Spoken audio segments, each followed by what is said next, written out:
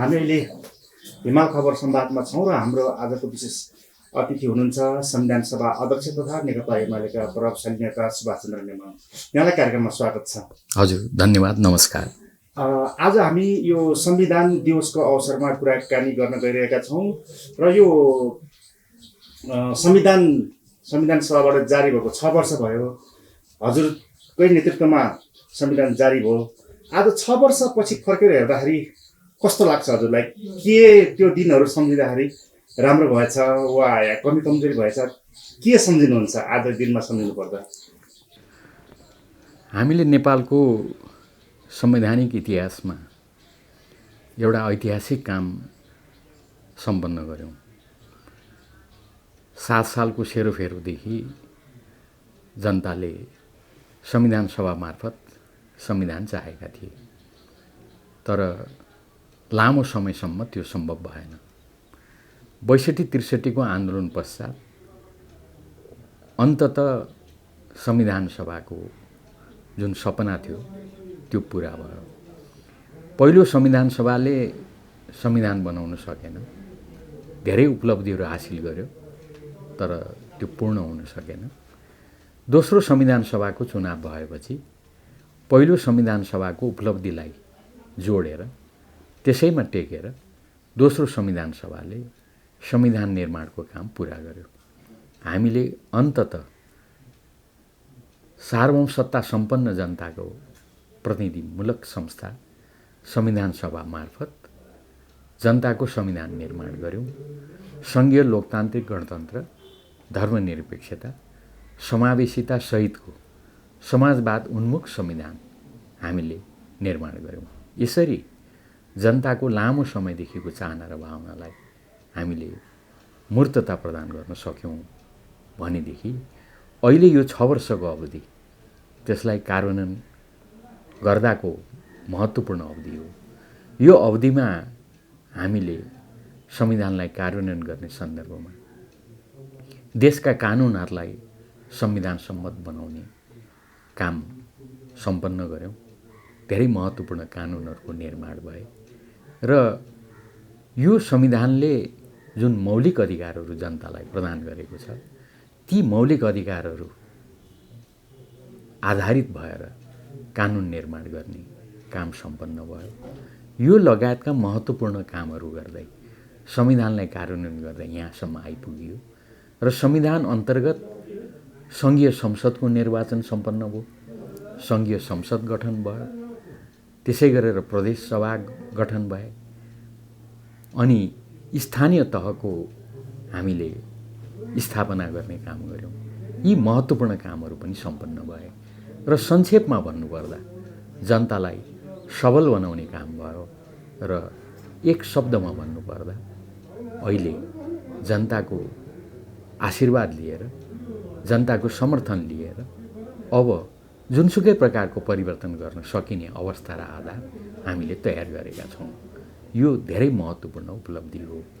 यसमा हामी सबैले गर्व गर्नुपर्छ र यो पछिल्लो समय आएर त केपी ओली प्रधानमन्त्री हुँदाको अवस्थामा हिजो अस्ति भर्खरै हो हामीले यो चुच्चे नक्सा लिपुलेक लिम्पियाधुरालाई हाम्रो सिमानाभित्र समेट्ने गरिकन, संविधानमा समेट्ने गरिकन संविधान संशोधन गऱ्यौँ। जुन संविधान संशोधनमा यो देशका सम्पूर्ण राजनीतिक दलहरू एकजुट भएर यो संविधान संशोधनको पक्षमा उभिए। परिणामस्वरूप हाम्रो अहिलेको यो संविधान सर्वस्वीकार्य हुन पुग्यो। सबै दलहरूले यसलाई समर्थन गर्न पुगे। यसरी यही हाम्रो छिमेकी भारत 10 वर्षसम्म दक्षिण भारतले संविधान स्वीकार गरेको थिएन, तर हाम्रोमा निकै चाँडो छोटो समयमा हामीले संविधान निर्माणको कामलाई सर्वस्वीकार्य बनाउन पुगेका छौँ। यो उपलब्धिको कुरा हो। यहाँले संविधान जारी भएपछिका एकदम सकारात्मक पाटाहरू देखाउनु भयो। त्यति हुँदाहुँदै पनि त्यो कार्यान्वयनको पक्षबाट हेर्दाखेरि अलिकति सुधार्नुपर्ने, अलिकति चित्त नबुझ्दो जस्तो पाटहरू केही पाउनुहुन्छ? त्यसमा विवादै छैन। सबभन्दा पहिले त त्यो सन्दर्भका 1-2वटा कुरा म बताउँ। यो संविधान सम्झौताको दस्तावेज हो। समझदारीको दस्तावेज हो। 31वटा राजनीतिक दलहरूको उपस्थिति रहेको संविधान सभा, सबै हिसाबले समावेशी संविधान सभा। वास्तवमा राजनीतिक रूपमा यो देशका कुनै पनि शक्ति संविधान सभाभन्दा बाहिर रहेनन्। निरङ्कुश पञ्चायती व्यवस्थामा काम गरेका साथीहरूदेखि त्यो निरङ्कुश पञ्चायती व्यवस्थाको विरोध गर्ने साथीहरूदेखि यो बाटोबाट हुँदैन, सशस्त्र क्रान्ति गर्नुपर्छ भन्ने साथीहरू समेत यो देशका सबै राजनीतिक दलहरूको संविधान सभामा उपस्थिति थियो। 31वटा राजनीतिक दलहरू, एउटा सांसद भएका थुप्रै राजनीतिक दलहरू, यो सबै रहेको संविधान सभा विश्वमै एउटा उत्कृष्ट समावेशी संविधान सभा थियो। हाम्रो छिमेकी भारतमा एउटा दलको लगभग प्रभुत्व रहेको थियो। यो अवस्थामा हाम्रो संविधान सभाले साँच्चीकै मेहनतका साथ यो बीचबाट संविधान निर्माण गर्यो। यदि समझदारी सम्झौतामा नपुग्ने हो भने त यो सम्भवै थिएन। एकातिर यो पृष्ठभूमि हाम्रो छ, सबैका सबै कुरा सबैको पर्न नसक्नु अचम्मको कुरा होइन। यस्तो अवस्थामा हामीले संविधान निर्माणको काम गरेका छौँ। एकातिर यो अवस्था छ भनेदेखि अर्कोतिर देशमा जुन प्रकारको विविधता छ नि, त्यो विविधताको सन्दर्भमा हामीले जति मेहनत गरेको भए पनि यसमा कतिपय जनताका कुराहरू, कतिपय व्यक्तिका कुराहरू यो परेको भए हुन्थ्यो भन्ने रहन गएका हुन सक्छन्। अनि अगाडि बढ्ने क्रममा कतिपय विषयहरू देखा पर्ने हुन सक्छन्। त्यो सन्दर्भमा निश्चय पनि यो संविधान अहिले आएर सर्वस्वीकार्य भयो। जारी गर्दा 90% बढीले हस्ताक्षर गरेका हुन्। अहिले आएर सबैका सबैले समर्थन गरेका छन्। अब त मधेस छुट्टै बनाउनुपर्छ भन्ने साथीहरू पनि प्रक्रियामा आएका छन्। यो एउटा सुखद पक्ष हो भने अझै कतिपय कुराहरूलाई हामीले सम्बोधन गर्नुपर्ने, समेट्नुपर्ने अवस्था छ। यहाँनिर चाहिँ के कुरा छ भने जतिखेर संविधान जारी भयो, यहाँकै शब्दमा 90% भन्दा बढीको समर्थनमा, त्यतिखेर संविधान सभा बहिष्कार गरेर बाहिर जानुहुनेहरू चाहिँ यो संविधानभित्र आउनुभयो। जो चाहिँ 90% भित्रकैहरू चाहिँ संविधान नमान्नेतिर जानुभयो भन्ने आवाज उठ्न थालेको छ। उदाहरणको लागि हामीले संविधानमा जे स्थायित्व, राजनीतिक स्थायित्व चाहिन्छ भनेर राख्यौँ, त्यो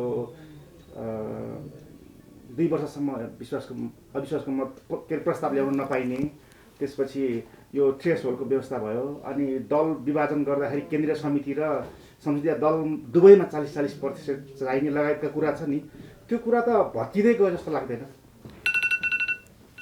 वास्तवमा जहाँसम्म संविधानका कुरा छन्, मैले अहिले भर्खरै भने, फेरि पनि म थप्न चाहन्छु, यस्ता कुराहरूलाई समय सापेक्ष परिवर्तन गर्दै, परिमार्जन गर्दै हामी अगाडि जानुपर्छ। हामीले संविधानमा त्यो ठाउँ बनाएका छौँ। वास्तवमा जनता अधिकार सम्पन्न भएका छन्। अब नेपाली जनताको समर्थन लिएर, उनीहरूको आशीर्वाद लिएर जोसुकै पनि संसदमा पुगेर संसद मार्फत संविधानमा आवश्यक परिवर्तन गर्न सकिन्छ। हामीले त्यो लचिलो व्यवस्था अब राखेका छौँ। निश्चय पनि यो सन्दर्भमा महत्त्वपूर्ण उपलब्धि भएका छन्। अझै मैले भनिसकेँ, अहिले त अब यो सर्वस्वीकार्य भएको छ। तर तपाईँले जे कुरा उल्लेख गर्नुभयो, जे कुरा प्रश्न गर्नुभयो नि, त्यो हाम्रा बीचमा देखा परेका कमी कमजोरीका पक्ष हुन्। भनेको पात्रहरूको बीचमा कमी कमजोरी देखिए यो बीचको अवधिमा। त्यो कमी कमजोरीको कारण के हो त भन्दा, हामीले राम्रोसँग संविधानलाई कार्यान्वयन गर्ने सन्दर्भमा ढङ्ग पुर्याउन सकेका रहेनछौँ भन्ने चाहिँ यो देखिन्छ। संविधान जारी गरिरहँदा मैले भनेको थिएँ, त्यो संविधान सभाको अध्यक्षको कुर्सीबाट जतिसुकै राम्रो संविधान भए पनि त्यो संविधानले बुद्धि विवेक र क्षमता चाहिँ बाँड्दैन।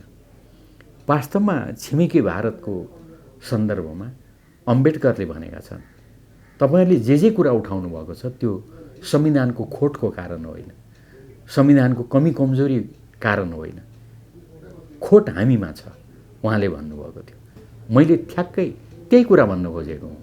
कमी कमजोरी हामीमा छ, संविधानमा होइन। संविधान त हामीले बुद्धि विवेक पुर्याएर गरेका हौँ, तर यसलाई कार्यान्वयन गर्दा हामीले कमी कमजोरी गर्यौँ। जस्तो उदाहरणको लागि भन्नुहोस् न, योपालि प्रशस्त सम्भावना थियो नि त।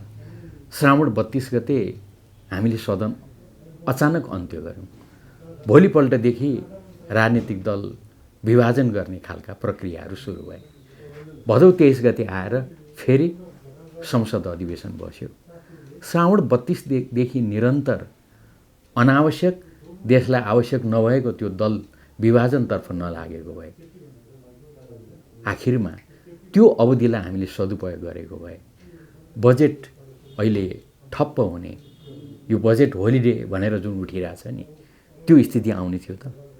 संविधानले त्यसो गर्नु भनेको थियो, हामीले गर्यौँ, त्यसैले यो भोगिराखेका छौँ।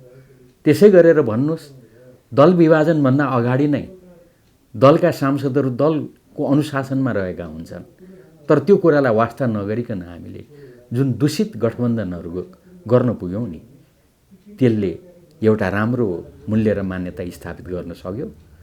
संविधानले त्यसो गर्नु त भनेको छैन, तर त्यसो गर्यौँ हामीले। त्यसो गर्नुको परिणाम यी अप्ठ्याराहरू देखा परे। त्यसैले म के भन्छु त भन्दा, यी सबै कुराहरू संविधानको कमी कमजोरी होइन, त्यो कमी कमजोरी यिनीहरूलाई कार्यान्वयन गर्दा हामीले देखाएको कमी कमजोरी हो। ओके, यहाँकै पार्टी अध्यक्ष केपी शर्मा ओली प्रधानमन्त्री हुनुभएको बेलामा भएको प्रतिनिधि सभा विघटनलाई पनि त्यसैको निरन्तरता मान्न सकिन्छ? हामीले संविधान कार्यान्वयन गर्ने क्रममा भएको कमजोरी मान्न सकिन्छ? पहिलो प्रतिनिधि सभाको विघटन भयो प्रधानमन्त्री केपी ओलीको सिफारिसमा। उहाँ भन्ने गर्नुहुन्थ्यो मलाई काम गर्न दिइएन, संसदले काम गर्न सकेन, सरकारले काम गर्न पाइन। पछिबाट देखियो त्यो आफ्नै दलभित्र पनि समस्या रहेछन्। उहाँले भनेको काम गर्न नदिएको कुरा त देखिएको छ, तर त्यसलाई म धेरै चर्चा गर्दिनँ। पहिलो विघटनको बारेमा त व्यक्तिगत रूपमा विघटनतर्फ नजाउँ भन्ने मान्छे म पनि हुँ, तर उहाँको त्यो तर्क थियो। मुद्दा पर्यो, सर्वोच्च अदालतले प्रतिनिधि सभालाई पुनर्स्थापित गरिदियो। प्रधानमन्त्रीले आफ्नो असहमतिका बावजुद म सर्वोच्च अदालतको आदेशलाई मान्छु भनेर त्यसलाई कार्यान्वयन गर्नुभयो। त्यस पछाडिको अवधि हेर्नुहोस् त, प्रतिनिधि सभा पुनर्स्थापित भयो, तर त्यसले फेरि पनि काम गर्न सकेन। सरकारले काम गर्न पाएन भन्ने प्रधानमन्त्रीको भनाइ हो। दोस्रो पटक फेरि विघटन गयो। त्यो विघटनको सन्दर्भमा पनि मेरा केही टिप्पणी थिए, मैले भनेको थिएँ, तर प्रधानमन्त्री त्यति बेला चाहिँ बाध्यतावश विघटनमा पुग्नु। उहाँको इच्छा चाहनाले होइन, तर स्थितिले संसद विघटनमा पुर्यायो देशलाई। र त्यति बेला पनि फेरि मुद्दा पर्यो। मुद्दा पर्दा सर्वोच्च अदालतले रिइन्स्टेट मात्रै गरेन, स्वयं एउटा सरकार उसले स्थापित गरिदियो। अब त्यसदेखि यतातिर हेर्नुहोस् त के भइरहेको छ। 60 दिन भयो सरकारले विस्तार गर्न सकेको छैन, मन्त्रीमण्डल बनाउन सकेको छैन, संसदले सिङ्को बाँध्न सकेको छैन। यो स्थिति त छ। त्यसैले यो सब कसले गर्दा भएको हो? संविधानले गर्दा भएको हो। जोसुकैले गरेका हुन्, म अहिले त्यतातर्फ जान चाहन्न, तर यो पृष्ठभूमिमा कमजोरी त हामीले देखायौँ नि त। ओके, भनेपछि प्रतिनिधि सभा विघटन संवैधानिक रूपमा गलत भए पनि राजनीतिक रूपमा ठिक हो भन्नुभयो। मैले एउटा स्थिति बताएँ, त्यो स्थितिमा सर्वोच्च अदालतको फैसला आएको कुरा पनि बताएँ। त्यही सर्वोच्च अदालतको फैसलाको बारेमा पनि विभिन्न कोणबाट प्रश्नहरू उठेको छ, त्यो कुरा पनि म राख्न चाहन्छु। तर यति हुँदाहुँदै पनि हामी फेरि सर्वोच्च अदालतको आदेशलाई पालना गर्दै अहिले हामी संसदमा छौँ, तर संसदले काम गरिराखेको छैन। सरकार पूर्णता यसले पाइ नरहेको अवस्था छ। यस्तो अवस्थामा अब के गर्ने भनेर आज संविधान दिवसको दिनमा पनि हामी छलफल गरिरहेका छौँ। यथार्थ यो हो। ओके, मैले यो संविधान दिवसको दिनमा यहाँलाई एउटा कुरा सोध्नै पर्ने, त्यही प्रतिनिधि सभासँग जोडिएको कुरा, जुन यहाँको व्यक्तिगत कुरासँग पनि जोडेर यहाँ प्रतिक्रियाविहीन हुनुभयो। पहिलो प्रतिनिधि सभा विघटनपछि धारणा राख्नु भएन भनेर आयो, यसबारेमा के भन्न चाहनुहुन्छ? यो चाहिँ 100मा 200% गलत छ। यो कुरा भन्ने जुन साथी छन् उहाँहरूले कि त राम्रोसँग कुरै बुझ्नु भएन, बुझी त्यसो गर्नुभएको रहेछ भनेदेखि त त्यो झन् बेठिक भइगयो। म यति मात्रै ध्यानमा ल्याइदिन चाहन्छु। प्रतिनिधि सभाको विघटनको बेलामा सर्वोच्च अदालतमा मुद्दा परिरहेको बेलामा त्यति बेला मैले बोलेको पत्रकारहरूको बिचमा बोलेको कुरा खुब चर्चामा थियो। मैले सहयोग गरेँ त्यो पत्रकारहरूको बिचमा। पत्रकारहरूको प्रशिक्षण गर्दा मैले काभ्रेमा धुलीखेलमा मैले क्लास लिएको कुरा हो त्यो। मैले त्यति बेला संविधानको बारेमा विघटनका व्यवस्थाको बारेमा त्यहाँ मैले पर्याप्त चर्चा गरेको छु। त्यो कसले बोलेको हो त? प्रतिक्रियाविहीन भए। अनि त्यसलाई मैले कहिले खण्डन गरेँ? त्यति बेला मैले पत्रकारहरूको बिचमा बोलेको कुरा चाहिँ यो गलत हो, मैले नभनेको कुरा पत्रकारले छाप्नु भएछ भने मैले त बरु के भने त भन्दा यो पत्रकारहरूको बिचमा धुलीखेलमा मैले क्लास लिँदा बोलेको कुरा हो भने मैले। अब यसलाई प्रतिक्रियाविहीन भनिन्छ? कुरा के हो त भन्दा त्यसपछि मुद्दा पर्यो। मैले आफूले भनेको कुरा त बताएँ। त्यो बताइसके पछाडि मलाई सम्झना छ सर्वोच्च अदालतमा मुद्दा पर्यो। मुद्दा परेपछि त हाम्रो संविधानको व्यवस्था हो यो। म संविधानमा विश्वास गर्ने मानिस। सर्वोच्च अदालतमा मुद्दा परेपछि विभिन्न खालका काम कारबाहीहरू भए।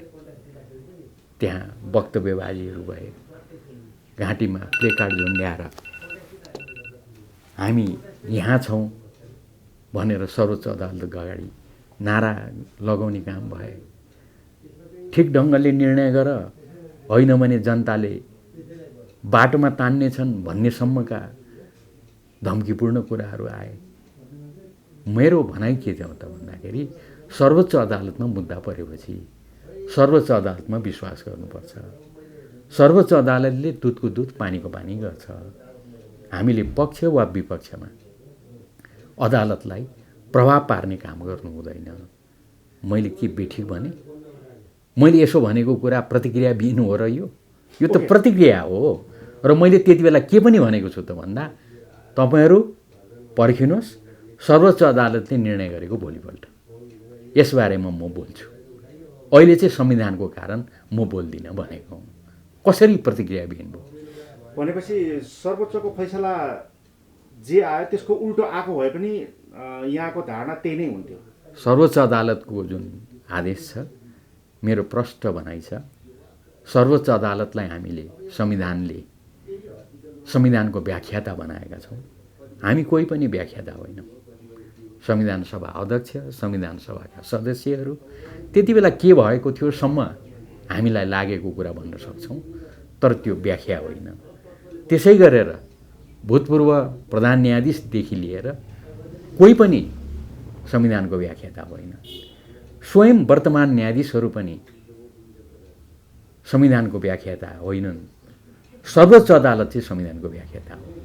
न्यायाधीशहरूले कति बेला बोलेको कुरा अर्थ हुन्छ त भन्दा सर्वोच्च अदालतको इजलासमा बसेर मुद्दाको क्रममा बोलेको कुरा चाहिँ त्यसको अर्थ हुन्छ। यो कुरामा म प्रष्ट छु।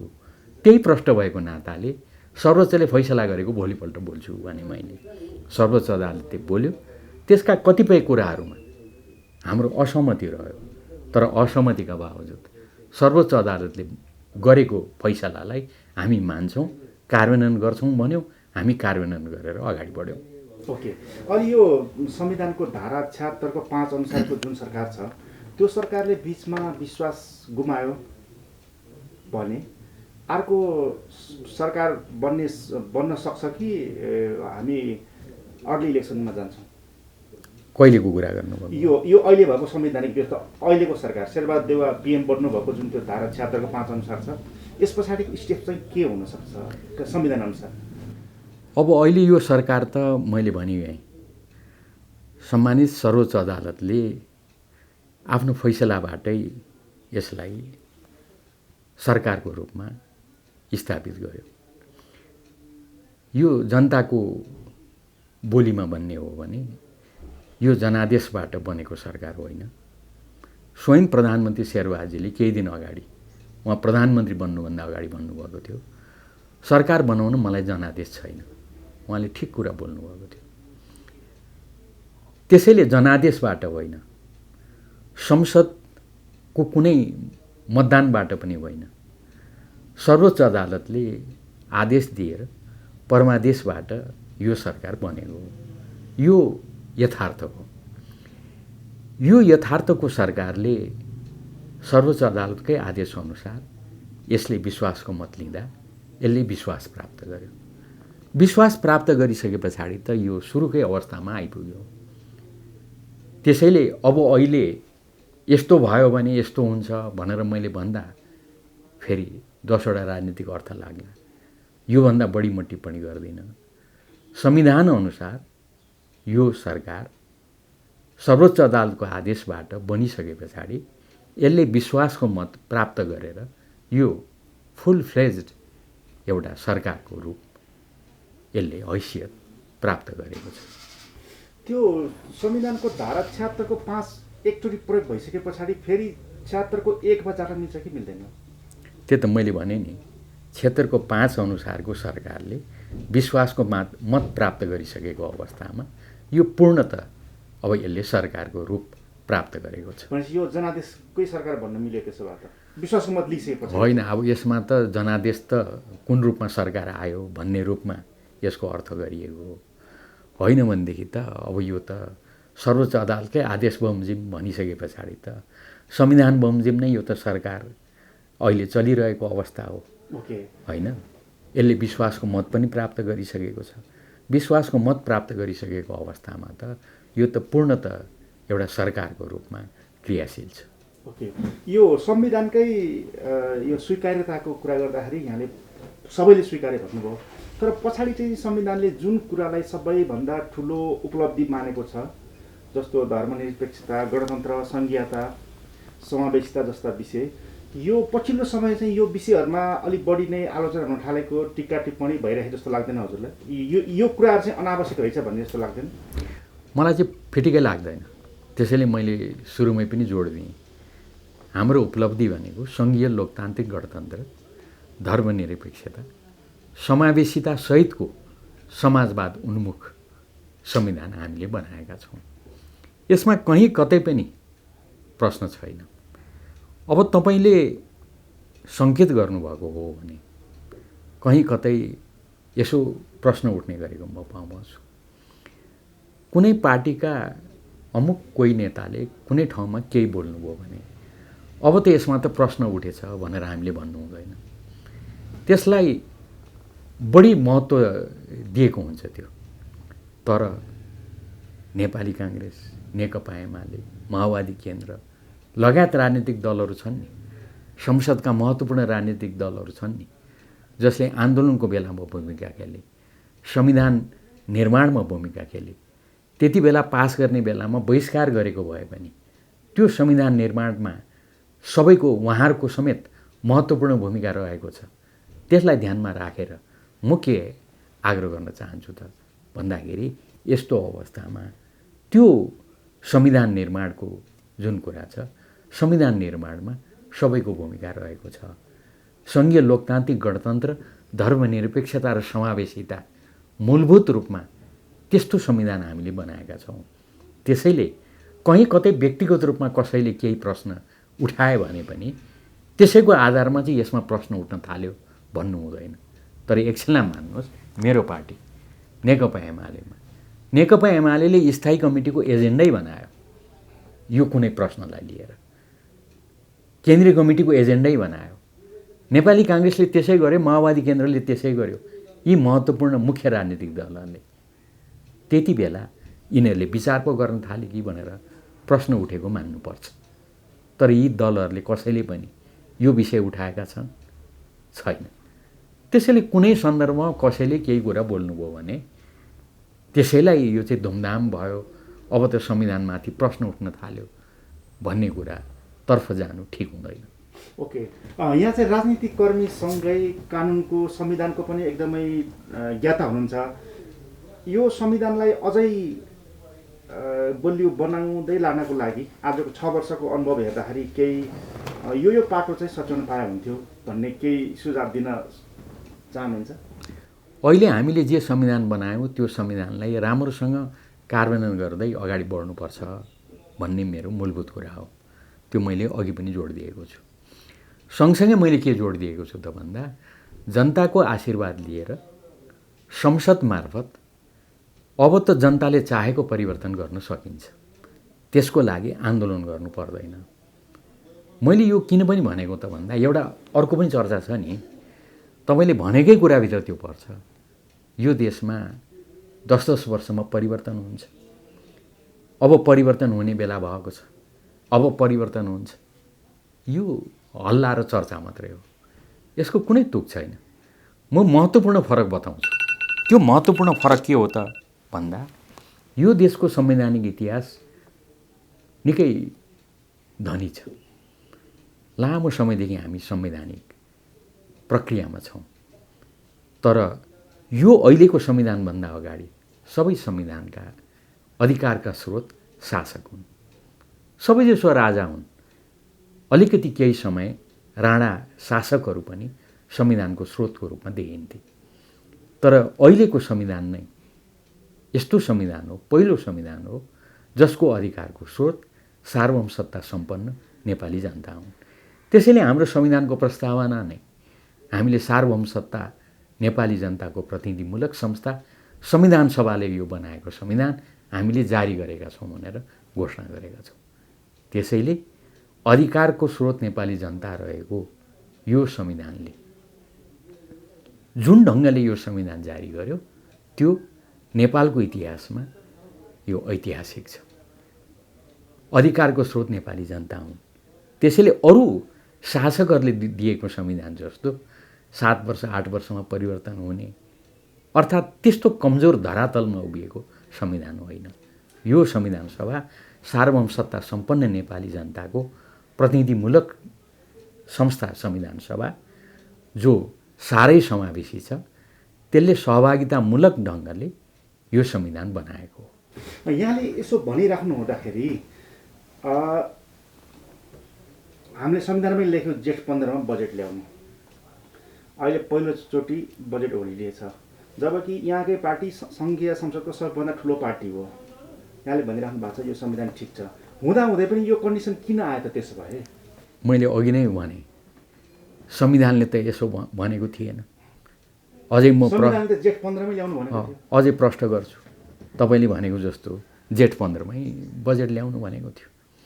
तर हेर्नुहोस्, मैले अलिकति अगाडिको समय बताएँ। श्रावण 32 गते हामी सदनमा थियौँ। दिउँसो अफगानिस्तानको प्रश्नलाई लिएर हामीले आवाज उठाएका थियौँ। सभामुखजीले रुलिङ गर्नुभयो। अर्को बैठकमा सरकारलाई यसको जवाफ लिएर आउन म रुलिङ गर्छु, निर्देशन गर्छु। तर एकैछिन पछाडि उहाँले सूचना सुनाउनु भयो। आफ्नो अगाडिबाट फाइलबाट चिठी झिकेर राष्ट्रपतिको चिठी रहेछ, आज राति 12 बजेबाट यो सदनको अन्त्य हुन्छ। हामी चर्चा गर्दैथ्यौँ 3-4 दिनदेखि। दल फुटाउन दल विभाजन अध्यादेश ल्याइँदैछ। साँच्चै नि त्यस्तै हो। राति 12 बजे सदन सिद्धिएको, भोलिपल्ट बिहानै सरकारले दल विभाजन सम्बन्धी अध्यादेश ल्याउने निर्णय गर्यो। राष्ट्रपतिजीले भोलिपल्ट अध्यादेश जारी गर्नुभयो। अध्यादेश जारी गर्न पाएको छैन। निर्वाचन आयोगमा दल दर्ताको लागि, दल विभाजनको लागि केही साथीहरू पुग्नु। हामीले त्योभन्दा अगाडि निर्वाचन आयोग संसदमा कारबाहीको चिठी पुर्याएका थियौँ। यो लगायतका कामहरू भयो। अब मेरो यहाँनिर जिज्ञासा, एकैचोटि भदौ 23 मा आएर फेरि संसद अधिवेशन डाकियो। अनि अहिले बजेट होल्डे भन्नुहोस्, बजेट ठप्प भन्नुहोस्, यो काम भएको छ। यो किन भयो? संविधानले यो सब गर्नु भनेको थियो। संविधानले यसरी गलत नियत राखेर दल फुटाउनु भनेको थियो। 32 गतेको त्यो बैठकलाई निरन्तरता दिएर हामीले बजेट पास गर्न लागेको भएदेखि, त्यहाँ मेहनत गरेको भएदेखि बजेट पास हुँदैन थियो। होइन, त्यस कारणले गर्दा संविधानले यो कुरा गर्नु भनेको थियो त। त्यो नगरिकन जब अर्को बाटोमा लाग्छौँ अनि यस्ता कामहरू त हुन्छ नि त। यो संविधानको कमजोरी होइन, यो हामीले देखाएको कमजोरी हो। हामी भन्दाखेरि पनि 23 भदौ यताको अवरोधमा त नेकपा एमाले यहाँको पार्टी सबभन्दा बढी जिम्मेवार छ। एउटा कुरा यहाँ मार्फत भनिदिउँ, मैले त्यति विस्तृत रूपमा किन बताएँ? श्रावण 32 गते अधिवेशन अन्त कसले गर्यो? त्यति बेला हामीले नाराबाजी गरेका थियौँ। सरकारले हठात अन्त गरिदियो। त्यति बेला अन्त नगरेको भए हुन्थ्यो नि। मैले भन्दैछु, म यसलाई प्रष्ट गर्छु, होइन, सरकारले अन्त गर्यो। सरकारले अध्यादेशको विधेयक केपी ओली सरकारले ल्याएको छ, त्यसको म्याद 60 दिन मात्रै हो भन्ने थाहा थिएन? थाहा थियो। किन यसतर्फ लागेन र अर्काको दल फुटाउनको लागि सरकार त्यसमा लाग्नुको परिणाम यो काम भयो। भदौ 23 गते फेरि संसद अधिवेशन डाकियो। तपाईँले हाम्रो नाराबाजी भन्नुभयो नि, एउटा प्रसङ्गमा हामीले नाराबाजी गऱ्यौँ, त्यसको जिम्मेवारी हामी बोक्छौँ। कमजोरी भएको छ भने कमजोरी स्वीकार्छौँ। हामीले गरेका होइनौँ भन्दिनँ म, हामीले गरेका हौँ। तर मेरो के प्रश्न हो त भन्दा, पछिल्लो समय असोज 4 गते जानुभन्दा अघिल्लो जुन बैठक छ, जुन दिनको बैठक, त्यो बैठकमा के भयो एकताली सम्झिनुहोस् त। त्यो दिन विनियोजन विधेयकमाथिको बजेटको सिद्धान्त महत्त्वपूर्ण कुरा छलफल भयो। हामी विनम्रतापूर्वक नाराबाजी गरिराखेका छौँ प्रतिपक्ष। मैले यो कुरा पनि घरिघरि बताइरहेको छु। किन त भन्दा प्रमुख प्रतिपक्ष आफ्नो सिटमा उभिँदा मात्रै पनि सदनको बैठक अवरुद्ध मान्दै त्यसलाई रोकिएका अभ्यास छन् हाम्रो सदनको अभ्यास, संसदको अभ्यास। तर हामी नाराबाजी गर्दा पनि किन बैठक चलाइयो? मन्त्रीजी कुद्दै गएर रोस्टममा आफ्ना प्रस्ताव राख्नुभयो। त्यही बिचमा छलफल गरेर सभामुखजीले त्यो कुरालाई पारित गर्नु। अब त्यता म जान्न, मैले बताउनु खोजेको कुरा आखिरमा विनियोजनको सिद्धान्त पनि पास भयो नि त, हामी नाराबाजी नै गर्दा पनि। भनेपछि हाम्रो कारणले केही कुरा रोकिएको रहेछ। दुईवटा मैले प्रसङ्ग बताइरहेको छु। मान्न तयार हुनुहुन्न, यो बजेट होलिडे आएको चाहिँ एमाले कारणले होइन। मैले त कारण देखाएँ। अहिले म धेरै तर्क गर्दिनँ। मैले आधार देखाएँ। यो आधारमा उभिएर भनिदिनुहोस् न यहाँहरूले, एमाले कहाँ रोक्यो? श्रावण 32 गते रोकेको थियो कि भदौ 23 गते पछाडि रोकेको छ कि? हाम्रो कारणले कुन चाहिँ बिजनेस रोकियो? एउटा बिजनेस रोकिएको छैन। अघिल्लो सरकारले ल्याएको अध्यादेशहरू जुन यौन हिंसासँग सम्बन्धित, एसिडसँग सम्बन्धित कुराहरू थियो, त्यो पनि अहिले त निष्क्रिय भयो अध्यादेश। स्वाभाविक रूपमा त्यसमा निश्चित समयसम्म अध्यादेशलाई प्रतिस्थापन गर्ने विधेयक ल्याइएन भने त्यो निष्क्रिय हुन्छ। हामी त अहिले सरकारमा छैनौँ, हामी तयारी गर्दैथ्यौँ प्रतिस्थापन विधेयक ल्याउने। त्यो प्रतिस्थापन विधेयक ल्याउने जिम्मेवारी त सरकारको हो। तर यो सरकार त केमा अल्मलिएको छ थाहा छैन, मन्त्रीमण्डलसम्म बनाउन सक्दैन। प्रतिस्थापन विधेयक ल्याउने काम त सरकारको, सरकार त्यसतर्फ छैन। ऊ केमा व्यस्त रहेछ त भन्दा दल फुटाउने व्यस्त रहेछ। त्यही प्रतिपक्षी दलले पार्लियामेन्टमा विरोध गरेको हुनाले आएन भन्ने छ। कसरी? त मैले देखाएँ त, तपाईँहरूले सोधिदिनुहोस् न उहाँहरूलाई, कहाँनिर चाहिँ रोकियो? श्रावण 32 गतेदेखि 1 महिना धडाधड चलाएको भए हुन्थ्यो। त्यति बेला दल विभाजनको अध्यादेश पनि आएको थियो। भनेपछि हामीले त नाराबाजी गर्ने प्रश्नै थिएन। हामी जिम्मेवार प्रतिपक्षको रूपमा चल्छौँ है भनेकै थियौँ। पहिलो दिन उहाँहरूले जस्तो हामीले सदन अवरुद्ध गर्नेतिर पनि लागेनौँ, व्यवहारबाट देखाएका थियौँ। भने पछाडि हाम्रो कारणले कसरी रोकियो? एक र पछिबाट जुन दिनदेखि हामीले दल विभाजनको विरुद्धमा अध्यादेशको सन्दर्भमा सभामुखजीको कुरालाई लिएर हामीले नाराबाजी सुरु गऱ्यौँ। हामीले नाराबाजी सुरु गरेपछि पनि साह्रै भद्रतापूर्वक, शालीनतापूर्वक, विनम्रतापूर्वक हामीले नाराबाजी गर्दै वेलमा प्रवेश गरेका छौँ। हामीलाई लागेको थियो पहिले जस्तै प्रतिपक्ष उभिएपछि त हाउस बन्द होला, तर त्यो भएन। त्यसरी हाउस बन्द गरेको भए हामीमाथि प्रश्न उठ्थ्यो होला, तर त्यो त भएन। हाउस त चल्यो, बकाइदा पास भयो, विनियोजन विधेयकै पास भयो सिद्धान्त। अनि कसरी हामीमाथि आरोप लाग्छ? यहाँले विनम्रता भन्नुभयो, तर मान्यहरूको काँधमा चढेर बेलमा जाने प्रयासरत हुनुहुन्थ्यो एउटा कुरा। अर्को यसैमा अर्को कुरा जोड्न खोजेको, त्यो प्रतिनिधि सभा नियमावली जुन सभामुखले पनि बारम्बार सम्झाइराख्नु भएको छ यहाँहरूलाई त्यहाँनिर, जुन त्यो 21 को ख ग र घ को व्यवस्था, जहाँ चाहिँ सभामुखलाई चाहिँ निश्चित अवस्थामा बाहेक आलोचना गर्न पाइँदैन भनेर, त्यसबारेमा के भन्नुहुन्छ? एउटा कुरा, जहाँसम्म वेलमा प्रवेश गर्दा केही मान्यहरूले काँध चढेको, बाहिर पत्रकारसँग आएर टिप्पणी अन्यथा गरेको चर्चा छ।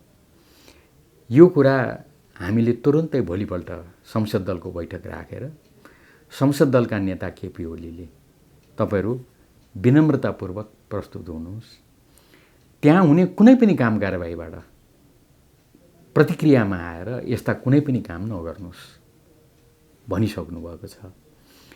र यो कुनै प्रसङ्ग अब रहेको छैन। एउटा कुरा, अब जहाँसम्म सभामुखजीको विरोध गर्न नहुने भन्ने कुरा छ, त्यसमा हामी साह्रै प्रष्ट छौँ। त्यसैले विगतका हाम्रा व्यवहारहरू हेर्नुहोस्, सभामुखले भनेको कुरालाई कहिले पनि हामीले इन्कार गरेका छैनौँ। बरु कतिपय पटक अरू साथीहरूले, अरू पार्टीका साथीभाइहरूले सभामुखले भन्दै पनि गर्नुभयो होला, हामीले त्यसो गरेका छैनौँ।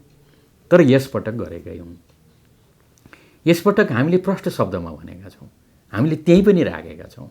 त्यो के हो त भन्दा, हामी बाध्य भएर यो कदम लिन उत्रिएका छौँ, हामीले लिएका छौँ। सभामुखजीको त्यसरी विरोध गर्नु हुँदैन भन्ने पनि थाहा छ। हामीले जानी यो गरेका छौँ। हाम्रो बाध्यता के हो त? हाम्रो बाध्यता के हो? त्यो बाध्यता के हो त भन्दा, सभामुख भनेको संसदको नेता हो, सङ्घीय संसदको नेता। हामीले नियमावली त्यसै अनुसार बनाएका छौँ। नियमावली हेर्नुहोस्, सभामुखलाई कस्तो निरङ्कुश बनाएको भन्ने आशंका उठ्न सक्छ, तर त्यो होइन। सबै अधिकार सभामुखलाई छ। सभामुखले अनुमति लिएर मान्यहरू तोकेको ठाउँमा बस्नुपर्छ। सभामुखको अनुमति लिएर उसले बोल्नुपर्छ। सभामुखको अनुमति लिएर तोकेको ठाउँमा मात्रै बस्ने मैले भनिसकेँ। अब अस्ति अर्थमन्त्री चाहिँ सभामुखजीले अर्कै ठाउँ तोकिदिनु भएको रहेछ कि के हो? तोकेको ठाउँमा मन्त्री बस्ने ठाउँमा त उहाँ हुनुहुन्न थिएन, कहाँबाट कुद्दै रोस्टममा पुग्नुभयो। मैले एउटा उदाहरण बताएको। सबै कुरा सभामुखले भनेअनुसार हुन्छ। सभामुखको आलोचना गर्नु हुँदैन, विवादै छैन। किन त भन्दा, सभामुखलाई संसदको नेता केही पनि पर्यो भने ऊ रेफ्री हो है भन्ने रूपमा, संसदको रेफ्रीको रूपमा हामीले राखेका हौँ। तर हामीले किन यसो गऱ्यौँ त? किनभने हाम्रो नेताले हामीसँग भेदभाव गर्नुभयो। संसदको नेताले संसदका दलहरूसँग भेदभावपूर्ण व्यवहार गर्नुभयो। हामीले त्यसको कारण दिएका छौँ। जस्तो उदाहरणको लागि, 1 गते हामीले 14 जना सांसदहरूमाथि, हाम्रा नेताहरूमाथि कारबाही गर्ने भनेर हामीले चिठी दियौँ। अध्यादेश आउनुभन्दा अगाडि मिति हेरियोस्, मैले भनेको यो कुरा तथ्य स्थापित हुन्छ कि हुँदैन। हामीले 1 गते सूचना दियौँ, त्यति बेलासम्म राष्ट्रपतिबाट अध्यादेश जारी भएको छैन। त्यो अध्यादेश जारी नभएको अवस्थामा हामीले दिएको सूचना संसद सचिवालयलाई दियौँ, निर्वाचन आयोगलाई दियौँ। अनि त्यो सूचनालाई लिएर सभामुखले सूचना पार्टीमा सूचना टाँस्नुपर्ने उहाँको दायित्व हो। अरू कुनै पनि अधिकार छैन सभामुखलाई, संसद सचिवालयलाई। 15 दिन जस्तो उहाँलाई पर्ने अधिकार छ नि। एकछिन म भन्छु। सरिता गिरीको हकमा जसपाले सूचना दियो, तुरुन्तै निकालियो। टोपबहादुर रायमाझीहरूको हकमा तुरुन्तै निकालियो। राष्ट्रिय सभामा रामबहादुर थापाको हकमा तुरुन्तै सूचना निकालियो। अब मेरो प्रश्न के हो त भन्दा, जसपा र माओवादी केन्द्रको हकमा उहाँहरूले दिएपछि सूचना निस्कने। हामीले त्यस्तै सूचना 1 गते दिँदा 13 गतेसम्म किन सूचना निकालिएन? हामीप्रति किन भेदभाव गरियो? यसले त हामीलाई आशंका उत्पन्न हुने भयो। हाम्रो फुटमा, हाम्रो विभाजनमा सभामुखजीले कतै राम्रो भूमिका खेल्नु भएन कि? निष्पक्ष भूमिका खेल्नुपर्छ, हाम्रो भनाइ त्यति हो। उहाँलाई 15 गतेसम्मको अधिकार थियो। निश्चय पनि 15 दिन भन्ने छ, तर 15 दिनको के अर्थ हो? 15 दिन भनेको कुनै पनि काम नगर्नु हो। निर्वाचन आयोगले दल विभाजन गर्ने बिन्दुसम्म पनि केही नगरिकन बसिरहनु हो। र अर्को कुरा, पछाडिबाट निर्वाचन आयोगले दल विभाजन गर्यो। त्यो दल विभाजनको निर्णय एकतालि पल्टाएर हेर्नुहोस् त, त्यसमा के लेखेको छ? संसदले यसबारेमा विचाराधीन छ लेखेको छ। उसले आफ्नो केही पनि निर्णय लेखेर पठाएन। तर यो 15 जनाको हिसाब, 14 जनाको हिसाब नगर्ने हो भने पनि प्रतिशत पुग्छ। त्यसकारणले हामीले दल विभाजन गऱ्यौँ भनेर निर्वाचन आयोगले भनेको छ। अर्थात् संसदले, सभामुखजीले केही पनि निर्णय नगरेको कुरा निर्वाचन आयोग समेतले उल्लेख गरेको छ। अब त 15 दिन नाग्यो नि त, तपाईँ र मेरो कुरा भइरहँदा। अहिले त 15 दिन नागिसकेको अवस्था छ नि त। अहिले किन केही पनि गरिराख्नु भएको छैन? अहिले पनि त गरे हुने हो नि। अनि त्यो त फेरि अर्को दल भदौ 9 गते त उहाँहरूले अर्को दलको सांसद हुन पाउनुभयो नि त फेरि। अर्को दलको सांसद कसरी हुन पाउनुभयो? त्योभन्दा अगाडि हामीले 1 गते नै दर्ता गरिसकेका छौँ सूचना। उहाँले त्यो गरिसके पछाडि यो के हो भन्ने कुराको व्याख्या त सर्वोच्च अदालतले गर्ला नि। हाम्रो त्यो अधिकार छैन। ओके। अनि हामीप्रति किन त्यो भेदभाव गरियो? जनतालाई हाम्रो यो प्रश्न, जिज्ञासा यहाँहरू मार्फत म पुर्याउन चाहन्छु। एमाले, जसपा र माओवादी केन्द्र, यिनीहरूलाई फरक फरक ट्रिट गर्न पाइन्छ हो? यही प्रश्न उठाएर हामी सभामुखजीलाई भनिरहेका छौँ, तपाईँले यसमा ठिक भूमिका खेल्नु भएन। त्यसैले बाध्यतावश, रहरले होइन, बाध्यतावश संसदको अवरोध हामी गरिरहेका छौँ। ओके। यहाँको मैले अघि 2वटा विशेषता भनेको थिएँ, एउटा संविधानको, अर्को चाहिँ राजनीतिकर्मी त भइ नै हाल्नुभयो। त्यसमा पनि वार्ताको लागि एकदम कुरा मिलाउनेमा एकदम माहिर हुनुहुन्छ, माहिर मानिनुहुन्छ। यो कुरा चाहिँ के भयो भने मिल्छ त? के भयो भने अवरोध खुल्छ? मैले अहिले भर्खरै भने सभामुखजी हाम्रो नेता हुनु पर्यो। सभामुखजी हाम्रो नेता हुनु पर्यो भन्नुको अर्थ उहाँ निष्पक्ष रेफ्री हो भन्ने कुरा स्थापित हुनु पर्यो। हामीले ठोस तथ्ययुक्त ढङ्गले आफ्ना कुरा उठाएका छौँ। देशको समक्ष यति टड्कारो रूपमा चाहिँ तथ्ययुक्त ढङ्गले प्रश्न उठिसके पछाडि यो प्रश्नलाई यतिकै राखेर समस्या समाधान हुन्छ? त्यसकारणले यो त अहिले मेरो पार्टीले भनिराखेको छैन, मेरो नेताले भनिराखेको छैन। तर मलाई लाग्छ जुन कारणले यो विषय उठेको हो नि, त्यो 14 जनाको हकमा सभामुखजीले अहिले उहाँले निर्णय गर्नु पर्दैन, किनभने निर्णय गर्ने त उहाँलाई अधिकारै छैन। अहिलेको कानुनले सूचना टाँस्नेसम्म उहाँलाई दिएको छ भूमिका। त्यो भूमिका निर्वाह गर्नुभयो भने अब त सभामुखले यो काम गरिहाल्नुभयो नि, ढिलाइ भए पनि। त्यसैले यो स्थितिलाई मिलाउन भनेर भन्न सकिन्छ कि भन्ने मलाई लाग्छ। भनेपछि असोज 4 मा बस्ने प्रतिनिधि सभा बैठक पनि यहाँले विरोध गर्नुहुन्छ, चल्न दिनुहुन्न? निश्चय पनि त्यो सूचना आएन भनेदेखि त हाम्रो अगाडि अर्को विकल्पै छैन। भनेपछि त जिम्मेवार तर रचनात्मक प्रतिपक्षको भूमिका नहुने भयो। हामीले संविधान, नियम, अभ्यास सबैको लागि बराबरी लागू हुन्छ, लागू हुनुपर्छ भन्ने पक्षमा उभिएका छौँ। त्यसैले साँच्चीकै जिम्मेवार भएका हौँ हामी। यो बजेट होलिडे भएर खर्च गर्न पाएन भने त एमाले जस्तो जिम्मेवार पार्टीको भूमिकामाथि प्रश्न त उठाउला नि जनताले। होइन, अलिअलि प्रश्न त अब सरकारले पनि उठाउनु होला। तर मैले अघि नै राखेँ, तपाईँहरूलाई काम गर्ने केले छेकेको छ? फेरि पनि दोहोऱ्याउँछु म, हिजो किन गर्नु भएन? एक। दोस्रो, हामी वेलमा प्रवेश गर्दा पनि तपाईँहरूको कुन चाहिँ काम रोकिएको छ? त्यस कारणले गर्दा त्यो अरूमाथि दोष थुपारेर जिम्मेवारीबाट नपन्छनुहोस् भन्ने मेरो आग्रह छ। त्यो जेठ 15 मा बजेट त अध्यादेश मार्फत नल्याएकोमा त एमालेको सरकार थियो नि त त्यो बेलामा। त्यति बेला त हामीले त अध्यादेश मार्फत बजेट ल्याइहाल्यौँ, त्यही त त्यो समयमै ल्यायौँ। त्यो बेलामा संसद भएको भए चाहिँ प्रतिनिधि सभा भएको भए चाहिँ समस्या नहुने रहेछ। अब हामी सरकारमा भएको भए त्यसलाई प्रतिस्थापन गर्ने विधेयक ल्याउँथ्यौँ, तर सरकारले समयमा प्रतिस्थापन गर्ने विधेयक ल्याएन, संसद मार्फत अगाडि बढ्न चाहेन, दल फुटाउनपट्टि व्यस्त भयो, त्यसले गर्दा यो समस्या आयो। संसदभित्र देखिएको आजको समस्याको लागि त्यसो भए कुनै जिम्मेवारी लिन तयार हुनुहुन्न? होइन, मैले त एउटा कुरा प्रष्टै भन्ने गरेको छु। हाम्रो कुनै कुरा प्रष्टै अहिले नदेखिँदा पनि हामी यो देशका सबै कमजोरीहरूको लागि हामी आफ्नो जिम्मेवारी लिन तयार छौँ। हामी चाहिँ दुधले धोको भनेर म कहिले पनि भन्दिनँ, कसैले पनि भन्नु हुँदैन। तर यो संसद अवरोधको कारणले यो बजेटको समस्याहरू आएको चाहिँ मान्ने, त्यो अध्यादेशहरू प्रतिस्थापन विधेयक नआएको कुराहरू चाहिँ मान्नुहुन्न?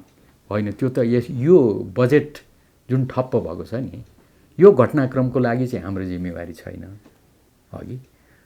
तर यसमा पनि म एउटा जिम्मेवारी लिइदिन्छु विनम्रतापूर्वक। त्यो के हो त भन्दा, यो सरकार पक्षको यसतर्फ तिमीहरूको ध्यान जानुपर्छ नि भनेर जति टुप्पी कस्नुपर्ने हो प्रतिपक्षको नाताले, तिमीहरूले कसेनौ भनेर भन्नुहुन्छ भने म ग्रहण गर्छु। समय र यहाँको विचारको लागि धन्यवाद। हवस् त, यहाँहरूलाई धन्यवाद, नमस्कार।